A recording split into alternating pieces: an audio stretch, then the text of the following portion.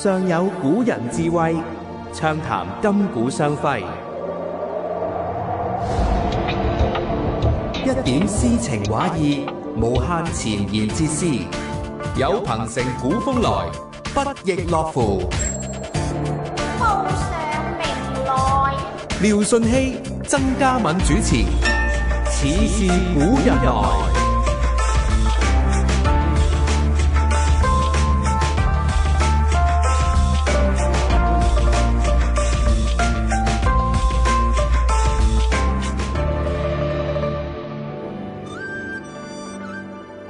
歡迎收聽《似是古人來》，我係嚟自文教組嘅曾嘉敏，喺我旁邊繼續有廖舜熙博士，廖 Sir。好。嗱，今日翻嚟電台之前呢，我就爭取時間啊，廖 Sir 同3-5好友呢嚟個聚餐先，因為好耐冇見啦。咁啊試咗一間我覺得幾出色嘅粵菜啊，如果你下次上面呢，想邀請啊廖 Sir 嚟一齊品嚐下咁樣喎。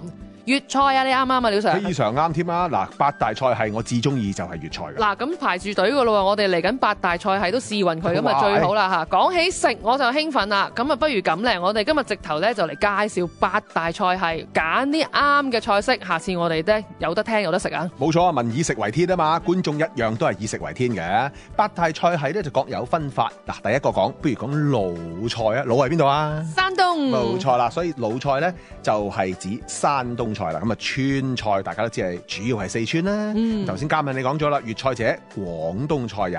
咁樣蘇菜咧就係江蘇菜，閩菜咧即係福建菜。冇錯啦，睇車牌都知啦，係咪？喺翻大陸。咁啊浙菜即係浙江菜啦，呢個而家湘菜咧未必個個香港人知喎，即係咩啊？湖南啊。冇錯啦，咁啊徽菜就係安徽嘅菜。咁啊每個地方咧都因為佢嘅物產、氣候、土壤、文化習俗等等嘅不同咧，而各個地方嘅菜式咧都有不同嘅。有一啲咧喺香港咧，大家都食慣食熟啊。有一啲咧相對地啊，餐廳嘅數量比較少啊，有啲陌生。不如我哋逐樣嚟介紹下咧。不如跟個次序，我哋先就講魯菜咧。冇錯啊，魯菜係少啲㗎，因為佢源於山東，歷史真係可以追溯到春秋戰國嘅時期㗎，係宮廷菜嘅代表。佢注重係咩咧？刀工嘅精細，火候嘅掌控，最擅長咧就係爆、炒、燒同埋煨呢4種做法。口味咧就以鹹搭鮮為主嘅。聽咁耐，咁即係咩啊？不如舉幾個可能大家都食過嘅。第一個叫九轉大腸，大腸啊，即係豬大腸啊，你食過咩？嗱，啲大腸一層一層咁樣搭上去咧，就以糖啊、醋啊、醬咧就為烹調，咁樣食落去咧就酸甜苦辣鹹5味融合嘅。5味融合咁啊，即係夠晒似係中庸裏邊所講嘅中和啦，係咪咧？冇錯冇錯。如果呢個你冇食過咧，下邊嗰2個咯，相信香港人有機會食過嘅。係第一個就係葱燒海參啦，係啦，好多人食過啦。冇錯啦，因為山東嘅大葱大蒜係好出名噶嘛，煨埋啲海參咧就非常之濃厚，而海參咧亦都好軟滑嘅。第3個咧應該食過嘅，叫做糖醋鯉魚。都食過。冇錯啦，糖醋 ABCD 魚啊嘛，而鯉魚係最難整嘅。咁啊，黃河嘅鯉魚咧，咁啊用油炸完之後咧，再點一啲糖醋汁咧，咁咧造型咧仲要擺到鯉躍龍門咁，極有意思。原來山東係食呢啲嘅，咁睇嚟孔子係食呢個鹹鮮為主，所以佢嚟長大嘅喎，咁樣係啊，所以佢都有好多即係記錄佢食嘢嘅一啲即係文獻啊咁樣。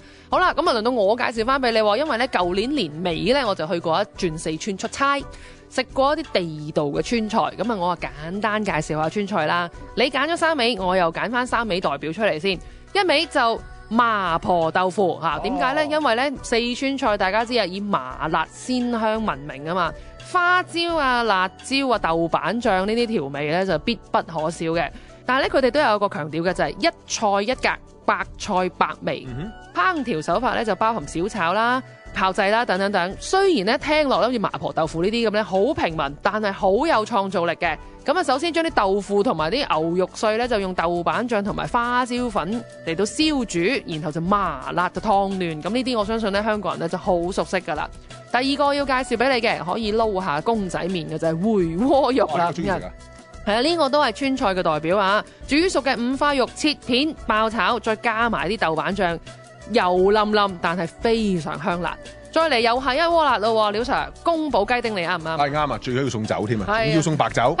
又係啲辣嘅代表，雞丁咧同埋花生咧就撈埋一齊調製，既甜酸，亦都有啲微辣。嗱，三味撈埋一齊，希望你頂得住辣啦。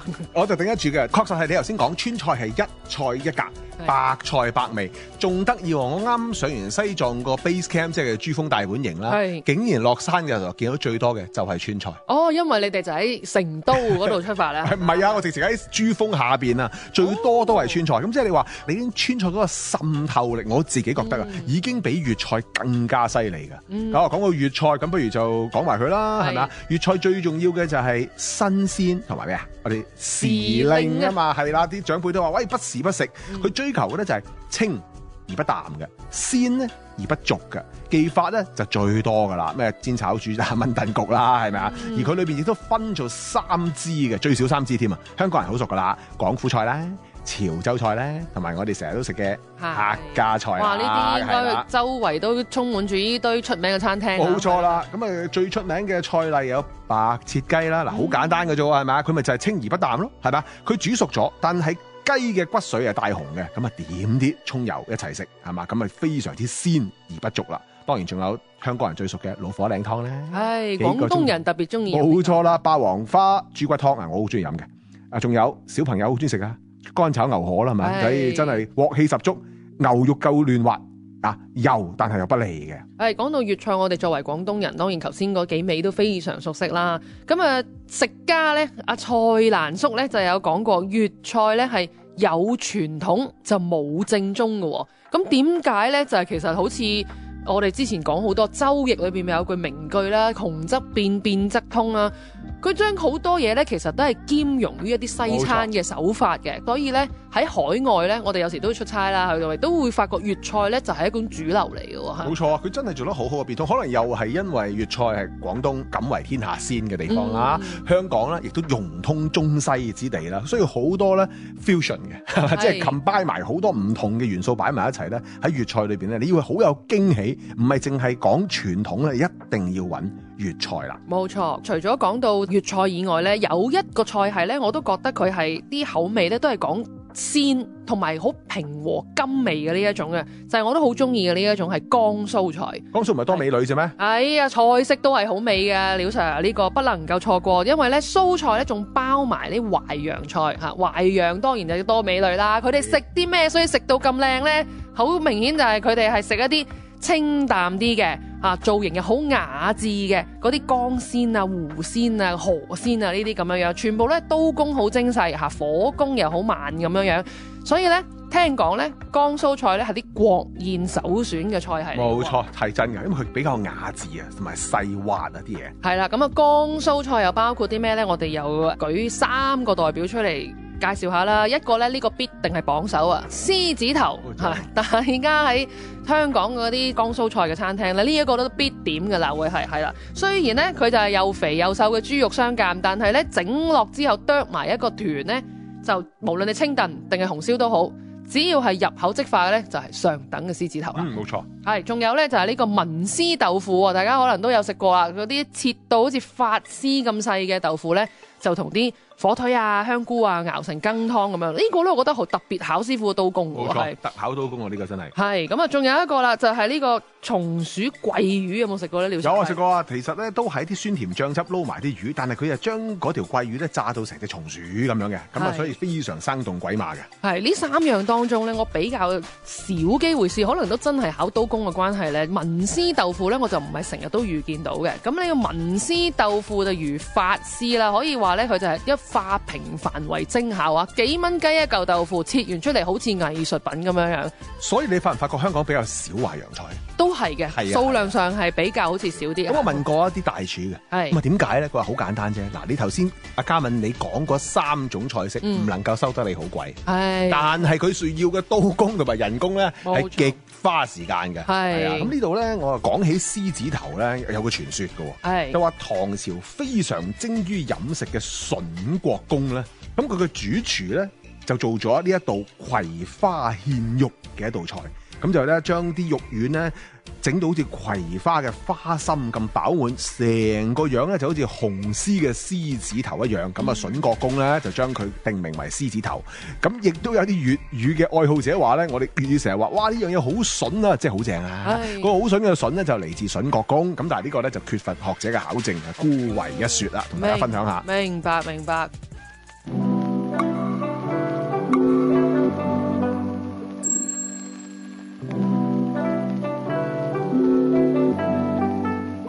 文化縱橫遊，張俊浩。喺飲食方面，好多人都會認為佛教嘅出家人要食齋或者要戒五辛，但原來除咗呢啲之外呢，仲有一個戒律規定，叫做過午不食或者叫做持午嘅。意思就係出家人喺日出之後去到中午之間呢，淨係可以進食一次。過咗中午呢個時限呢，就唔可以再進食。如果過咗午仲食嘢嘅話呢，就會稱為非時食，亦即係破齋啦。咁究竟點解佛陀要制定過午不食呢個戒條呢？據說係有幾個唔同嘅說法，而其中一個係有段古嘅。相傳喺佛陀時代嘅出家人呢，全部都要靠托缽化緣先可以拎到食物嘅。咁有一個夜晚，當時咧就橫風橫雨，行雷閃電，有一位皮膚比較黑嘅比丘，亦即係一位嘅出家人呢，去到一戶人家嗰度諗住托缽化緣啦。點知打開門嗰位女主人呢，佢有身紀嘅，見到呢位比較黑少少嘅出家人，加上當時嘅天氣惡劣啦，佢就以為自己撞鬼，嚇到咧有啲唔好嘅意外發生咗，就咁冇咗個 BB。所以據說佛陀就因為呢件事就立下咗規條，夜晚唔准再托缽啦。而喺佛陀時代嘅出家人，佢哋用餐之後咧，通常都係翻去樹林打坐聽佛經，冇啲咩勞碌嘅工作要做嘅，加上禪定功夫有心啦，所以一日食一餐其實冇咩問題嘅。而去到而家，好多南傳佛教嘅國家咧，出家人咧仍然維持住呢種嘅托缽制度，仍然堅持過午係唔食任何嘢噶。但係喺北傳同埋一啲漢傳嘅佛教國家，因應時代同埋一啲信眾嘅需要啦，道場可能會有好多勞碌嘅工作或者好多嘅行政工作要做嘅，相對地係會耗費體力同埋勞力嘅，所以有啲出家人咧都要食翻3餐，體力先至負荷到嘅。當然啦，亦都有啲出家人會用自己方便嘅方法去盡量持戒，例如初一十五就會過午不食，或者只係某啲日子咧先至短時間持午。亦都有啲人會選擇午後唔食飯唔食粥麵，改為食水果、飲牛奶、豆漿等等，去用一個比較方便嘅方法去堅持呢個戒律。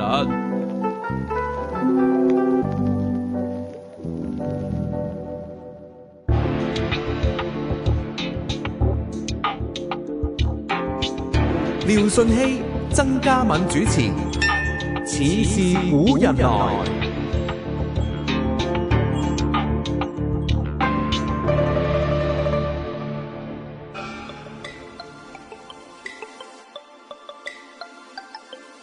咁啊，講完呢個江蘇菜啦，我哋爭取時間啦，因為呢一個咧都係我好喜歡嘅一個菜式啊，就係閩菜啊，福建菜。點解咁講呢？我係因為睇食神而咁中意嘅。食神大戰就係有呢個佛跳牆嘅大戰啊嘛。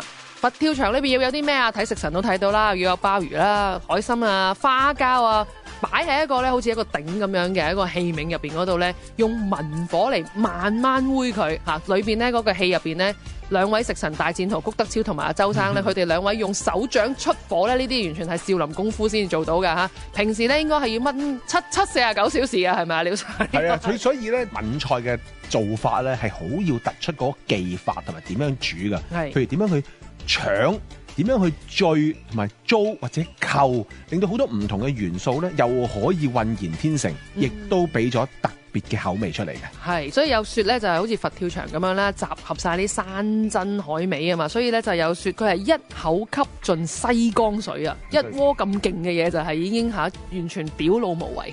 冇錯。下一輪我最中意食嘅咧，除咗粵菜就係浙菜、浙江菜也。咁啊，涵蓋咗杭州啦、寧波啦、肇慶啦，最出名咧就係玩河鮮同埋醃製嘅食材啦。係。咁啊，杭州菜咧就非常典雅，鹹鮮咧就合一，仲好叻佢用酒同埋茶葉嘅。浙江本身就出靚茶、出靚酒啦。第一道東坡肉咯，一定中意食啦，係咪？第二道就係龍井蝦仁啦。用龍井茶同埋河蝦一齊炒，茶香非常清雅。咁我都聽過宋嫂魚羹呢一個菜式啦。我哋喺香港咧食呢個節菜嘅時候咧，都係一個必點嘅菜式嚟嘅喎。係咁啊，將魚絲啊、竹筍啊、嗰啲香菇啊熬成羹湯咧，好似話係源於一個南宋嘅典故嘅喎。大家去揾揾啦，係唔係就我有啲存疑嘅。不過之後不如講下近年好 hit 嘅、好流行嘅湘菜啊。頭先有講湘菜嘅，即係湖南菜啦。湖南菜嘅特色咧就係香、辣、酸、鹹著稱嘅，大多數咧都係用剁椒啦、臘肉啦或者燻製嘅食材咧嚟到一齊煮。技法咧好重視咩咧？就係煨、蒸同埋焝，所以咧味覺嘅層次咧係非常之強烈。民間咧有一個說法嘅，叫做辣味烈性一相逢，變性卻人間無數。改咗成首宋詞，又講得幾好啊！即係佢嗰種剁椒魚頭啦，係咪啊？蒸臘味啦，都真係非常之好食。不過一定要講嘅就係咧，啲人成日誤會就話湘菜咧好辣㗎，唔係㗎。嗱，湘菜嘅廚師就話咧，我哋辣只為提香，絕不為辣而辣嘅。咁下一次各位食下剁椒魚頭啊，係嘛嘅時候就睇下係唔係真係辣為提香，而並非只係求辣啦。根據啲歷史嘅文獻咧，好似話喺楚辭啊，即係屈原嘅楚辭嘅《招雲篇》嗰度咧，已經有提及過一啲咧，我哋喺湘菜入邊見到嘅一啲菜式。所以咧，有啲學者就推斷，當時喺湖南地域嘅人咧，其實已經掌握住呢啲，例如燒啊、烤啊、燜啊、煎啊呢啲咁樣嘅烹調方式嘅。時間關係，交俾大家去考究一下啦。因為咧，我嚟緊咧就要介紹咧就係徽菜。徽咧，顧名思義咧就即係安徽菜啦，源自咧徽州嘅山區嘅。最善用就係咩啊？火腿啦、筍乾啦或者香菇呢啲咁樣嘅可以提味嘅乾貨咧，烹調嘅手法非常之樸實，就係靠佢哋咧嚟到燜、嚟到煨、嚟到燉，仲要啦好多時都係用啲木炭嘅小火嚟到慢工佢嘅。嚟個最經典嘅菜式一品鍋。呢個犀利啦，因為有層層疊嘅蛋餃。嗱，喺我心目中蛋餃係好難整嘅，料上係。我媽媽咧試過好多次嘅努力咧，都係蛋餃嘅啫。係蛋餃。其實點解咧？因為咧嗰個要製造佢能夠包含嗰隻蛋嘅操作咧，對於一個普通嘅家庭主婦或者利用普通嘅鑊鏟嘅朋友咧，係好難操作嘅。所以咧，如果能夠喺安徽菜嘅餐館食到呢一個一品鍋咧，我覺得真係一大樂事啊！冇錯，要介紹下，我又唔知道邊度有，大家啲聽眾可以鼓勵一下。好，今日咧我哋就講八大菜系。我咧齋聽咧都已經覺得咧係有色香味噶啦。不過廖 Sir，我出去食飯咧就發現有一個現象，唔知係咪嚟而家就物質又夠豐盛啦，生活嘅品質又好咗好多啦。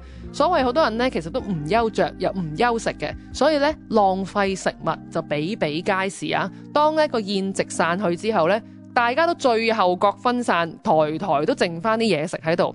咁其實大家有冇諗過一粒米需要經歷幾多風雨呢？冇錯啊！講起識食咧，我真係要諗起啊！大家都應該記得啦，誰知盤中飧，或者有人就盤中餐啦嚇，粒粒皆辛苦係真嘅。我見過位聽眾咧喺席宴散嘅時候咧，能夠嘅都包走嗰啲食剩嘅食物啦，係咪啊？咁啊孟子早亦都有講噶啦，你久自食人食而不知儉啦，係嘛？徒有餓殍而不知法，即係話以前啲貴族浪費食物嘅形象咧，孟子係痛心痛斥嘅。而而家有統計話，全球每年啊有成10幾噸嘅食物係被廢棄嘅。我哋真係唔好再做豬門走肉臭啦。我手上亦都有一個數據啊，就係根據聯合國喺2017年嘅統計咧，全球有8億1500萬人咧係處於長期飢餓嘅狀態。而其中有1億2400萬呢，直頭係瀕於餓死嘅邊緣，差唔多每5秒鐘呢，就有一個兒童係因飢餓而喪命。所以盤中殘羹其實無形中就等於無聲殺業啊！係啊，《詩經》咪講咧，比君子兮不素餐兮，意思係一個真正嘅君子咧，喺食白飯嘅時候都會感到羞愧嘅。咩意思咧？就係我值唔值得食呢餐飯先？何況係暴殄天物咧？你睇下日本嗰種精進料理，非常珍惜食物。到而家我哋中國嘅光盤行動，亦都係一種文明嘅覺醒。呢個令到我諗起弘一大師用膳嘅時候，佢話鹹有鹹嘅滋味，淡咧又有淡嘅境界。所以咧，就算八大菜系鋪陳於前咧，都要有呢一個好恭敬嘅心，珍惜再珍惜。所謂光盤呢，就即係將你面前咧盛載食物嘅器皿咧，盡量清理乾淨啦嚇。光盤就唔係小節，而係咧參讚天地之化育。咁啊，廖 Sir， 我諗咧完咗節目之後咧，我都要同你去光盤一番啊！不經不覺，似是古人來咧，今日已經嚟到最後一集啦噃。咁喺呢度咧，我哋要非常感謝咧聽眾一直嘅支持啦。當然，我亦都要好感謝廖 Sir 啊，喺呢幾個月教識咗我哋好多古人嘅識見啊！非常之多謝各位。